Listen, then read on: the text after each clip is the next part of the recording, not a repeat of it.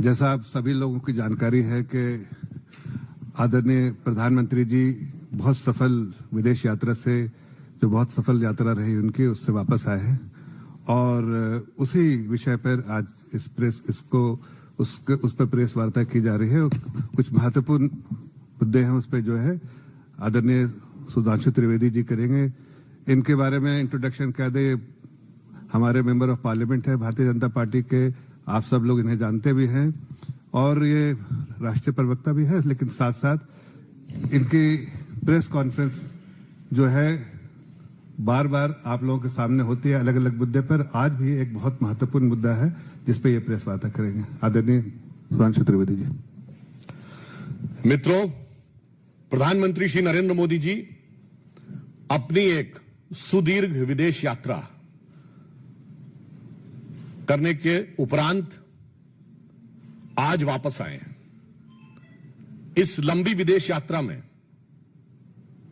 भारत ने कई महत्वपूर्ण उपलब्धियां हासिल की हैं।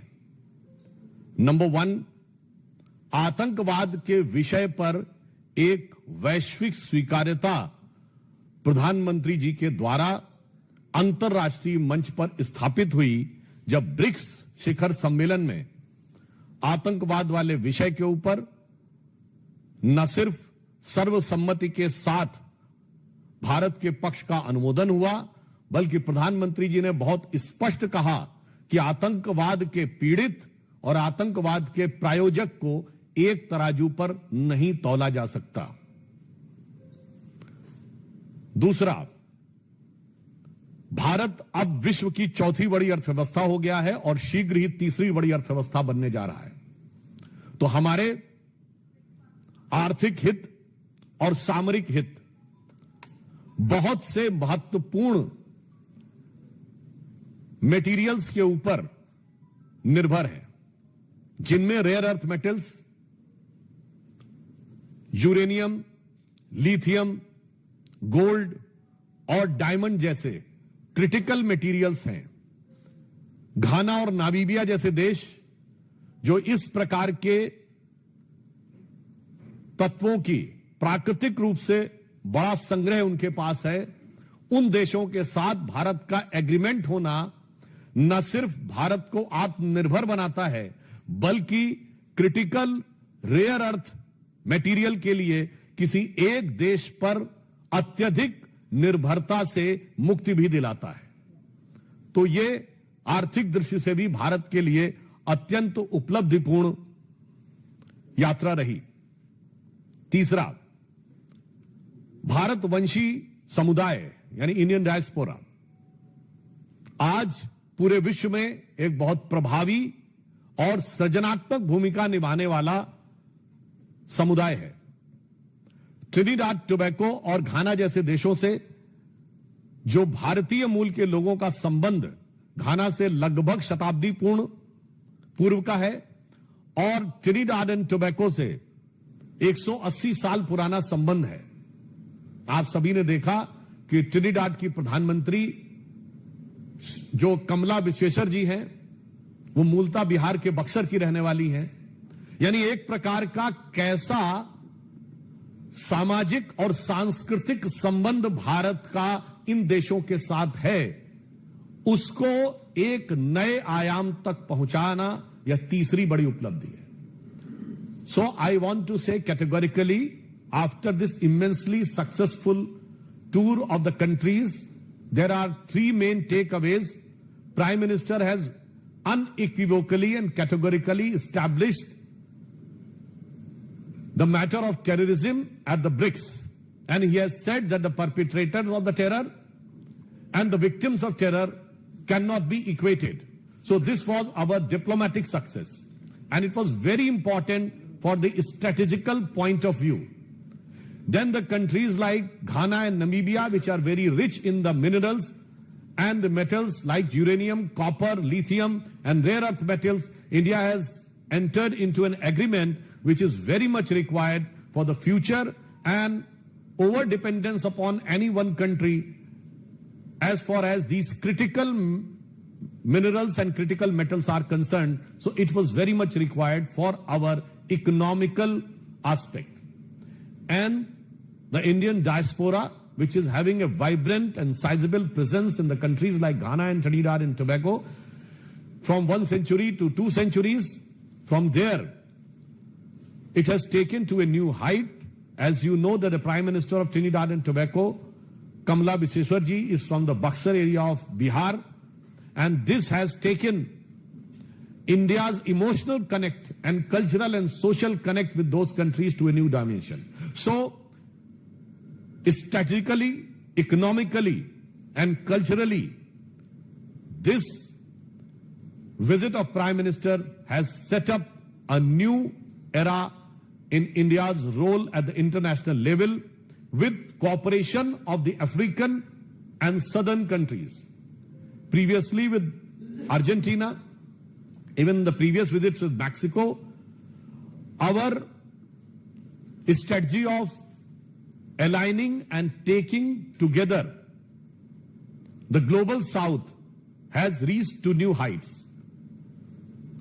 प्रधानमंत्री जी को इस यात्रा के दौरान 4 देशों ने अपना सर्वोच्च नागरिक सम्मान दिया और इसके द्वारा अब तक प्रधानमंत्री श्री नरेंद्र मोदी को 27 देशों का सर्वोच्च नागरिक सम्मान प्राप्त हो चुका है और 17 देशों की पार्लियामेंट को वो एड्रेस कर चुके हैं। एक छोटा सा उदाहरण बताना चाहता हूं। अभी नामीबिया की पार्लियामेंट को एड्रेस करते हुए उन्होंने कहा कि Namibia is the biggest producer of diamond and India is the biggest processing unit of diamonds. तो उन्होंने कहा है कि भारत और नामीबिया के बीच में जो संबंध बना है ये उस निखरते हुए हीरे की तरह और चमकदार होगा। सो आई जस्ट वांट टू से कि ये जो 27 देशों का सर्वोच्च नागरिक सम्मान प्रधानमंत्री श्री नरेंद्र मोदी जी को मिला है, ये मात्र प्रधानमंत्री जी का सम्मान नहीं है। ये इस अमृत काल में भारत वैश्विक क्षितिज पर जिस रूप में उभर रहा है वो उस हर भारतवासी का सम्मान है। आप सभी जानते हैं कि भारतीय परंपरा में 27 नक्षत्र माने जाते हैं, तो मैं कह सकता हूं कि ये विश्व के आकाश पर जो प्रधानमंत्री श्री नरेंद्र मोदी जी को 27 सम्मान मिले हैं, ये विश्व के आकाश पर भारत की उभरती हुई शक्ति, भारत की उभरती हुई स्वीकार्यता के 27 ज्वाजल्यमान प्रतीकों की तरह है, जिसे अगर एक पंक्ति में मैं कहूं तो मोदी जी के इस यात्रा का संदेश सारगर्भित है। यह आदर है भारत का जो भारत के जन जन को समर्पित है। इसके अतिरिक्त इस दृष्टि से भी यह यात्रा महत्वपूर्ण थी कि घाना में 30 वर्ष के बाद, ट्रिनिडाद में 25 वर्ष के बाद, अर्जेंटीना में 57 वर्षों के बाद और नामीबिया में 27 वर्षों के बाद भारत के किसी प्रधानमंत्री का दौरा हुआ। आज भारत प्रधानमंत्री श्री नरेंद्र मोदी जी के नेतृत्व में किस नए स्वरूप में आगे बढ़ रहा है। ब्रिक्स समिट हुई। एक दौर था हमारी सरकार आने से पहले जब ब्रिक्स में भारत को वीकेस्ट पॉइंट माना जाता था। Today India has become the brightest point in BRICS. हम विश्व के एकमात्र देश हैं जो ब्रिक्स के भी मेंबर हैं और क्वाड के भी मेंबर हैं। यह दर्शाता है कि प्रधानमंत्री श्री नरेंद्र मोदी जी के नेतृत्व में भारत की विदेश नीति अब एक नए युग में प्रवेश कर गई है।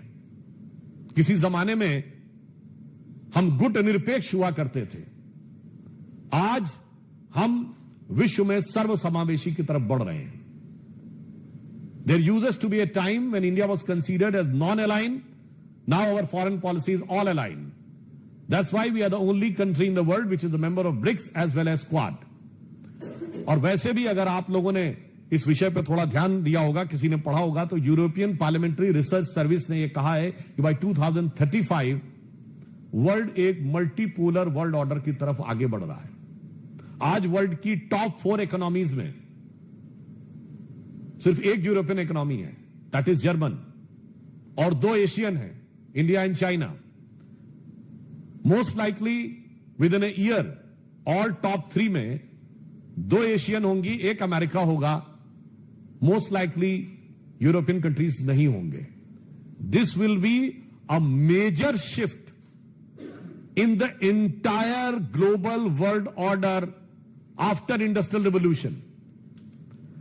तो हम कह सकते हैं कि इस उभरते नए वैश्विक परिदृश्य में भारत प्रधानमंत्री श्री नरेंद्र मोदी जी के कुशल नेतृत्व में जिस कुशलता के साथ, जिस दक्षता के साथ और जिस प्रखरता के साथ उभर रहा है और विकास की नई ऊंचाइयों को चढ़ रहा है, उसे एक पंक्ति में मैं कहना चाहूंगा कि स्वप्न देखा था कभी वो आज हर धड़कन में है, एक नया भारत बनाने का इरादा मन में है, बढ़ रहे हैं हम प्रगति की ओर जिस रफ्तार से, कर रहा है विश्व भी हमको नमन उस पार से। धन्यवाद।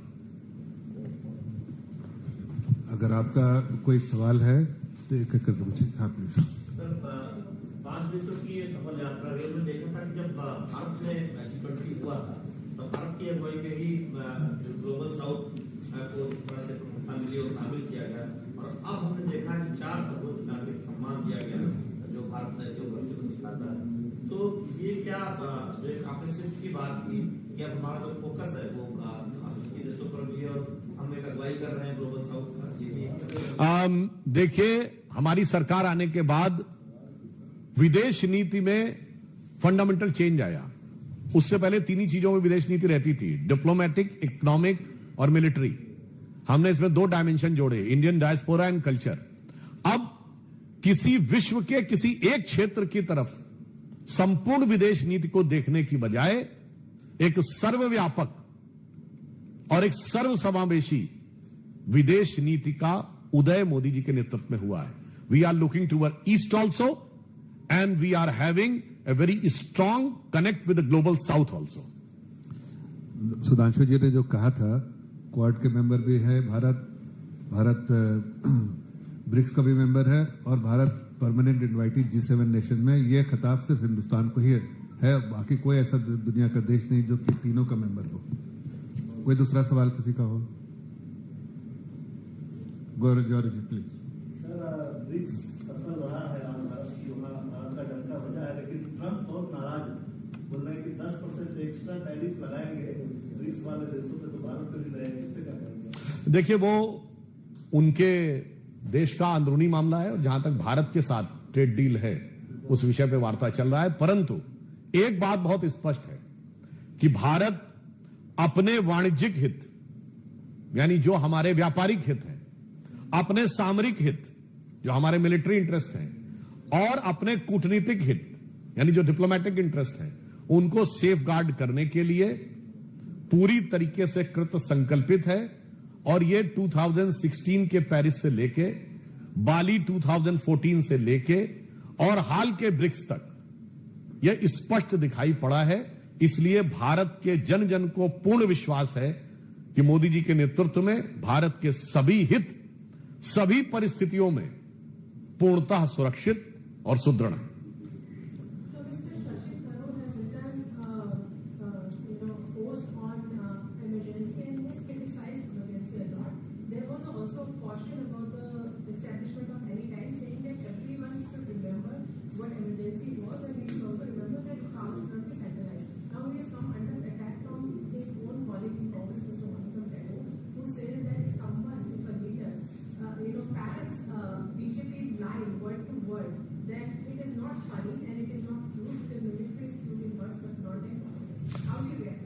देखिए, समस्या क्या है कि इससे यह स्पष्ट होता है, यदि कांग्रेस सांसद ऐसा बोलते हैं कि यदि उनके किसी वरिष्ठ नेता को 50 वर्ष के बाद भी इस बात का एहसास होता है, एक तो बहुत देर से हुआ, जिसे एक शेर में कहते हैं ना, आह को चाहिए एक उम्र असर होने तक, कौन जीता है तेरी जुल्फ के सर होने तक। तो 2 उम्र निकल गई, यानी अगर 25 साल की एक जनरेशन माने तो 2 जनरेशन निकल गई। अब इसके बाद भी यदि कांग्रेस पार्टी इसका विरोध करती है, इससे बहुत स्पष्ट है कि वो इमरजेंसी की मानसिकता को सही मानते हैं और आज भी पूरी निर्लज्जता के साथ उसका समर्थन करते हैं। और जिसका प्रमाण अभी आपने देखा है।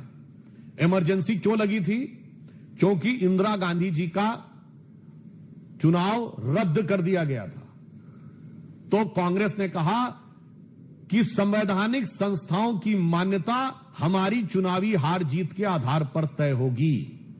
और अभी आपने देखा जो बिहार में प्रदर्शन किया है, 50 साल में मानसिकता नहीं बदली है। वही मानसिकता राहुल गांधी जी के वक्तव्य में परिलक्षित होती है कि मेरी चुनावी हार जीत के आधार पर संवैधानिक संस्थाओं की मान्यता तय होगी। तो यह दर्शाता है कि पीढ़ियां बदल गई पर सोच नहीं बदली। कल से और किसी का सवाल नहीं, तो बहुत बहुत धन्यवाद, आप लोग इस प्रेस वार्ता में आए। Thank you.